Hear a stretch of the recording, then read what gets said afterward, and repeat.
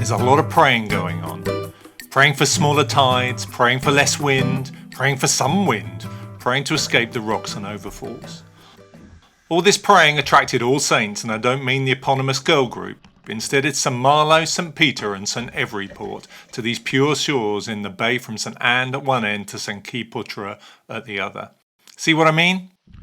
Well, today's the day. We're planning on heading to Brittany via the Channel Islands. We've just staged ourselves here in Studland, just saves us an hour getting out of Poole Harbour. That gets us across to Alderney. Time is just coming up to 6 o'clock, and it's actually a breeze. We'll be able to sail all the way, it'd be fantastic. Rise meets a fishing vessel, L Europe, has suffered engine failure with its gear down. Our first prayer is to reaching our destination on the first time of trying. 3 years of sailing and we'd had wrapped props and stormy weather disrupting our planned objectives every time, and it would be nice just once to plan a cruise and get there on the first attempt. As we positioned ourselves out in Studland ready for an early start, our prayer was answered with some actual wind and the long days of midsummer to shepherd us across the channel.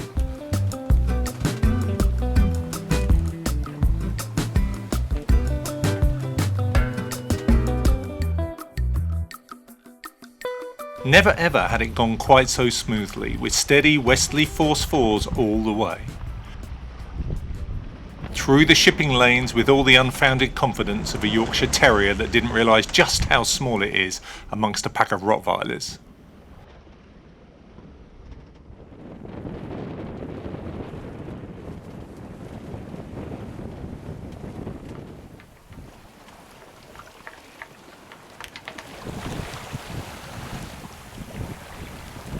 Then up come the cliffs of Cap La Hague and the faint shadow of Alderney, as we begin the inevitable yacht race to Bray Harbour.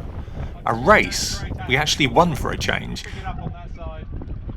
But I'm also glad our competitors could also take the very last mooring alongside us in the harbour. I think we got the last two. St Anne wasn't calling us up that long hill today, so it was just a quick hop ashore for a freshen up and then to ready ourselves, praying for safe passage through the evils of the swinge.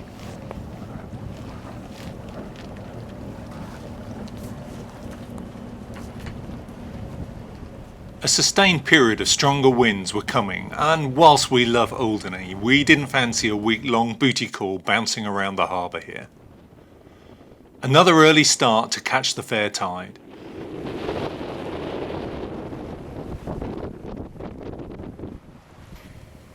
The breezes were certainly flexing their guns as we rounded the harbour wall to sidle past Fort Clonk and the spectacular Les États.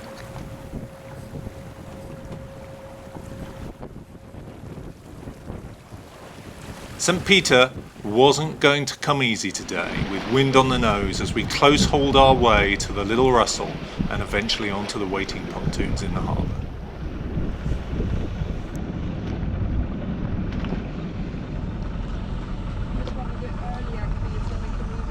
Yeah.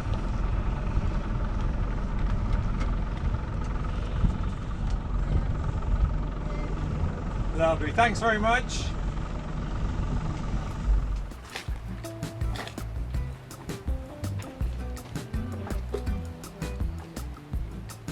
A longer stay looked likely, so we might as well snuggle up inside those deep harbour walls all hooked up as we began an unhealthy cruise-long obsession with galettes and cider. The forecasts sadly weren't wrong. The winds they blew and the sailors we waited and prayed, filling time with walks and museum and galettes and the Euros where England punished everyone's nerves.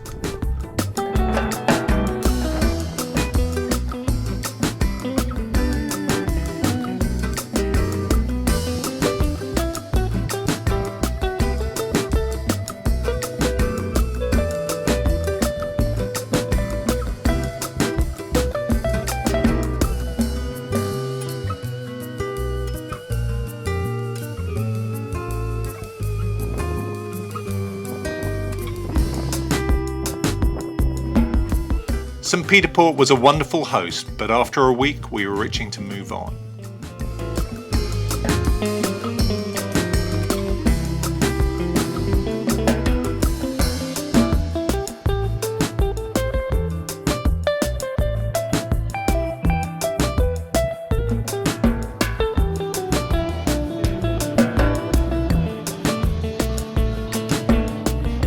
So along with more experienced skippers than ourselves, each deciding that the seas were finally calming, we moved to the outside waiting pontoons ready for an early start to a long day to France.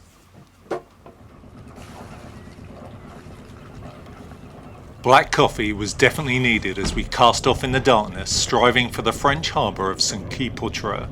It would be our first foreign harbour.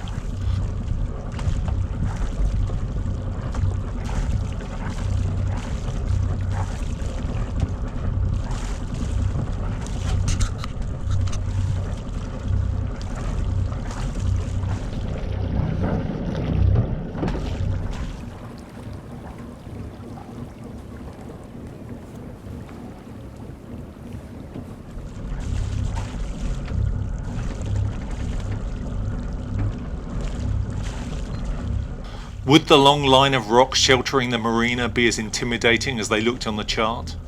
Would we arrive at the right time of tide with their huge ranges? Would the new post-Brexit customs enter-anywhere process work, or would we be sent packing? Does every harbour really have a dory waiting to welcome and guide you to a berth? And would my French let me down after weeks of Duolingo practice? All these anxieties rise up before we even throw in the wind and the sea. Aren't these challenges why we love to cruise? Learning new things, breaking new territory, experiencing a different way, overcoming obstacles. They all feed the soul and keep us fresh.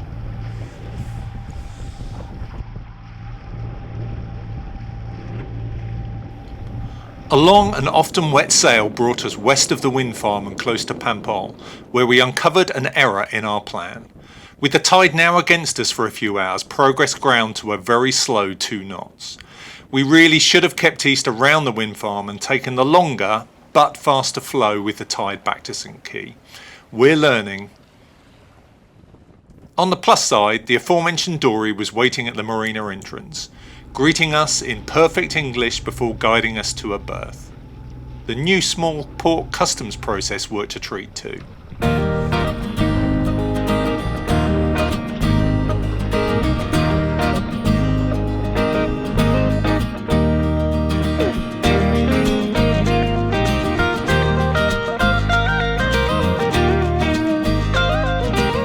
Despite the inclement weather, we enjoyed what we could of St Quay. Short walks and more galettes. The marina was huge by the standards we were used to, and the climbs up the pontoons at low tide were a leg burner. We were soon timing showers and bin runs with the high tide.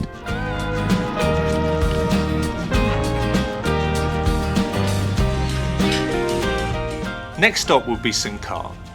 Another early start to gain the westbound tidal flow and southerly winds all the way across the bay and around the headlands.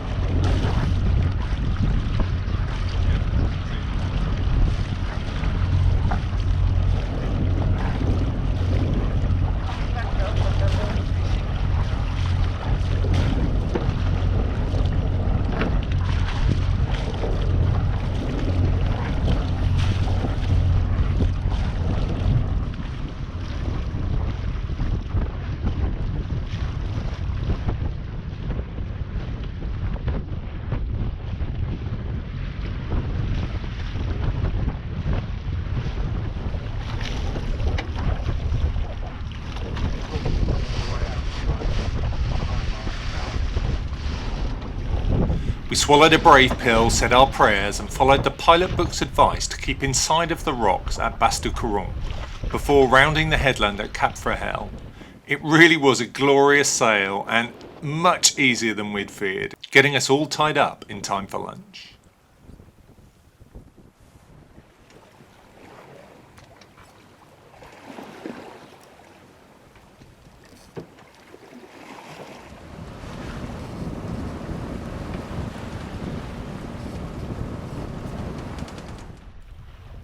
We were now really starting to appreciate the joys of sailing in Brittany and the reasons why so many club members sail here. Reasonable port-to-port distances, challenging but safe enough coastlines and rocks to navigate, combined with welcoming marinas. And all of this on top of a belle vacances française.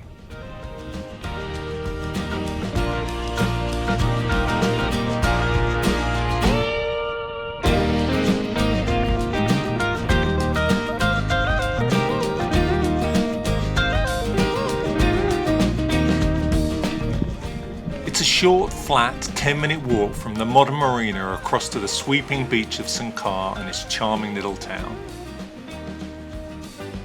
This is clearly a vacation destination for the French, and all the better for it.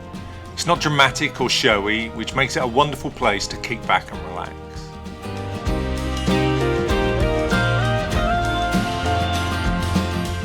Oh my God.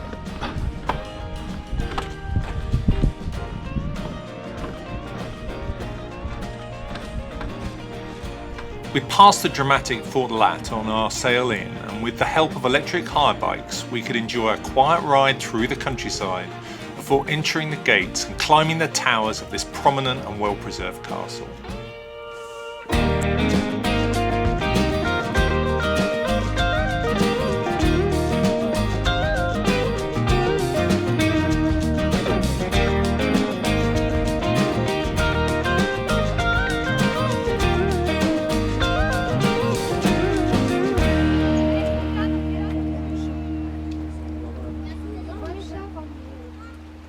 We'd have loved to stay longer in St Quay, but were forced out by the Tour de France.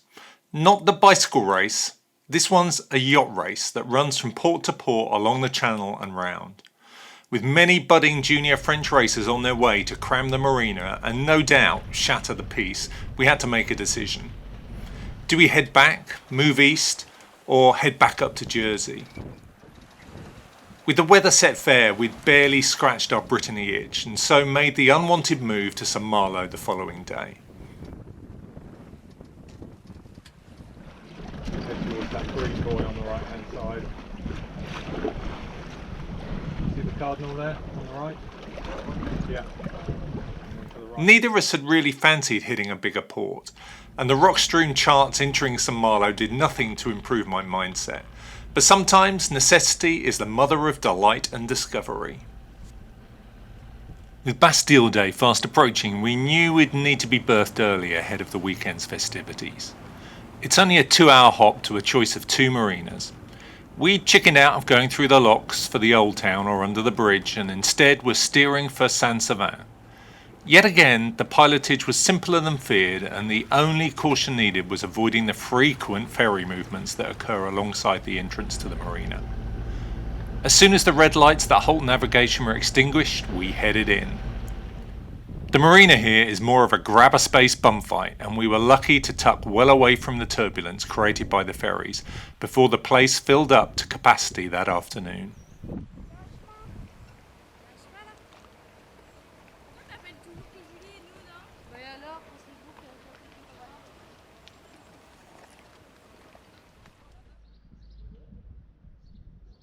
There is a lot more to this place than I'd appreciated, and we'd spend the next 3 days exploring not just the majestic walled old town of Saint-Malo, with its multiple beaches at low tide and its maze-like interior, but also historic Saint-Savin nearby and the quintessential holiday town of Dinard across the way.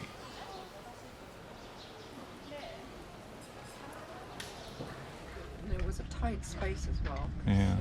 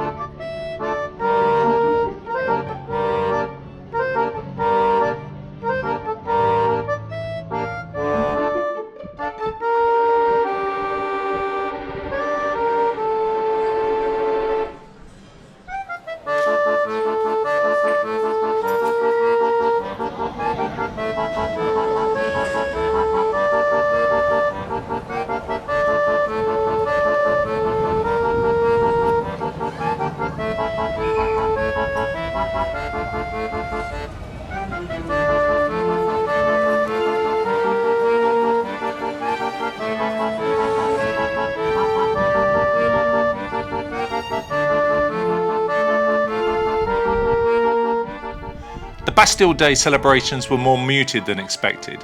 I think Poole does a better job of the fireworks in the summer, if I'm honest. However, this enforced visit was no hardship, but an experience that leaves us wanting to return to explore beyond the barrage and up into the rants.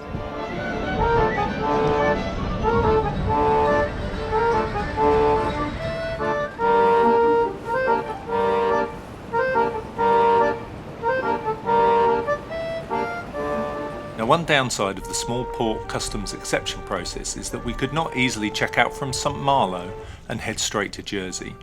If you come into France through a small port, then you must exit from a small port. The same is true for main ports, you've got to exit from a main port. On the plus side, this meant we'd have to revisit St Quay to complete our customs checkout, and there's no hardship there.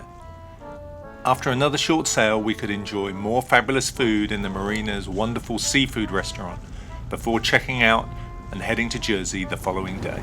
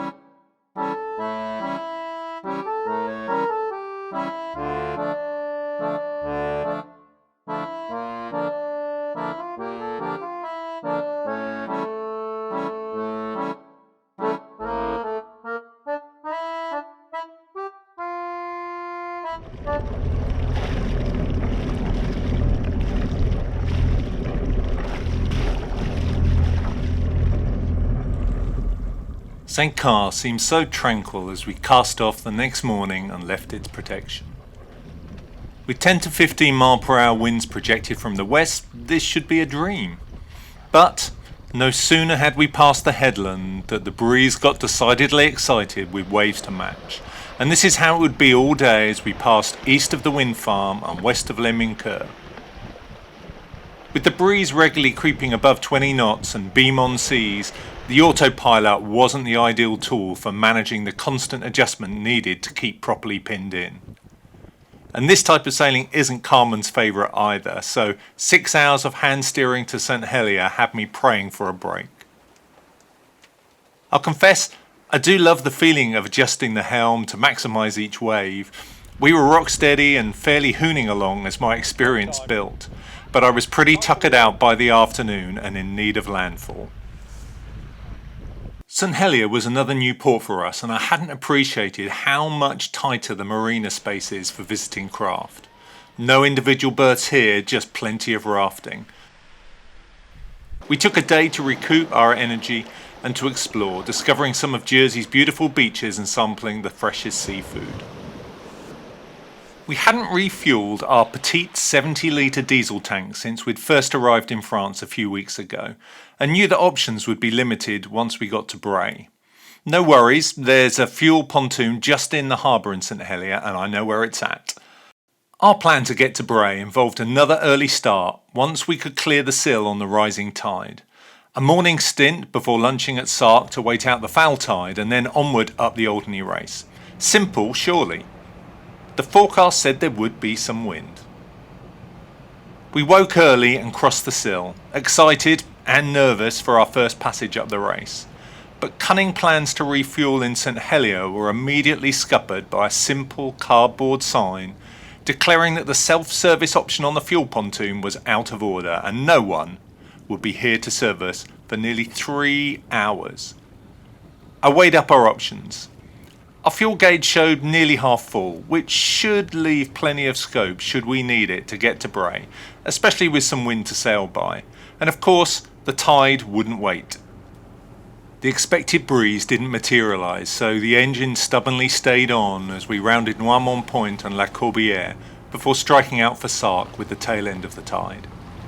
Good spot.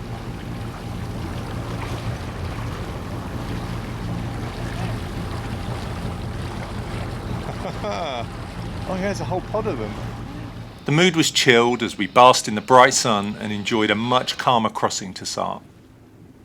We had to motor all of the way as it turned out, and now our distinctly non-linear fuel gauge was rapidly dropping. The confidence of my fuel tracking was dimming rapidly as the gauge dipped to a third just before we reached Sark. Shouldn't be a problem, but I've no real idea of how accurate it really is. We anchored in Derrable Bay to wait out the worst of the foul tide, allowing us to sunbathe and enjoy lunch for a few hours. But as we prepared to haul up the anchor and set off, something sounded different about the engine. As I looked over the side, the usual spewing cascade of water was missing. We quickly brought our exit to a halt as I began to investigate the water system, only to discover that the pulley belt was slipping because the bracket had started to come loose. A quick prayer and a few curses later, it was quickly resolved and we could get on our way without the need for the services of Sea Start. And so began our war of nerves as we began the longest ever recorded journey up to Alderney, or so it felt. With zero wind appearing today, I kept the engine revs down to ensure we'd make it to Bray in one go. I really did not want to enter the race only for the engine to cough and splutter from a lack of fuel. This was counterbalanced by the desire to acquire some fuel in Bray Harbour, which is a tide-dependent exercise according to the pilot books. All saints were called by prayer that afternoon as we slowly made our way around and into the harbour. A very full harbour, where we'd try anchoring for the first time, an anchorage that rewarded us with a beautiful sunrise. It's fair to say that getting fuel in Bray is an experience. To do this directly requires waiting for high tide and then negotiating the tight inner harbour entrance before tying up on the jagged-edged harbour wall, before attempting to reverse back out without grounding in the process, whilst overlooked by the Sailing Club bar and a restaurant with a clientele who of course would all be hoping for some entertainment that day. I'm exhausted just thinking about it. Our alternative was to use jerry cans and 2 trips in the dinghy. The Charnery owner is a jovial character, and because this was Friday, said we'd be lucky if he hadn't gone to the pub by 3 at the latest. But true to his word, he waited for us, and we were soon brimmed with diesel. But you've been warned, opening times are merely for entertainment. Yeah. Yeah.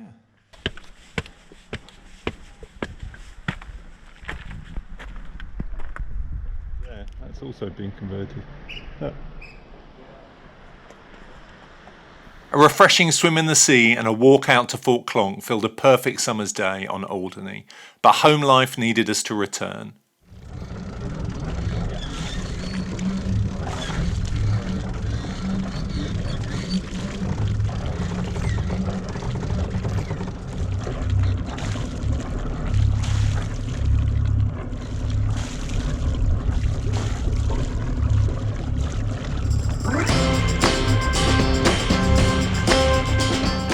With final prayers said, our passage to Poole was as easy as our journey out, and our Brittany pilgrimage came to an end.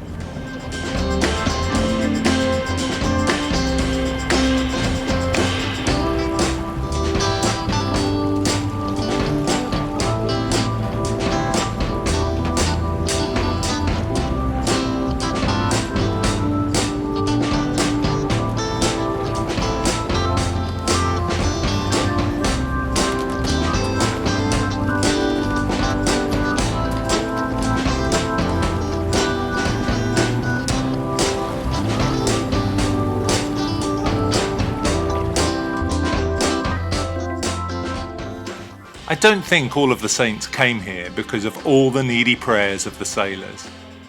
I think they came because it's just such a lovely but challenging cruising ground that's still suitable for relative novices like ourselves. Friendly welcomes and good marinas abound at much more sensible rates than the south coast, and with French food and wine to boot. What's not to like? So now our winter prayers seek out a return to Brittany, and hopefully a turn around the corner and down the Atlantic coast for good measure, but you'll just have to wait for that tale to play out. Thanks for watching all the way to the end, and if you like this content, please like and subscribe. Thanks again for watching.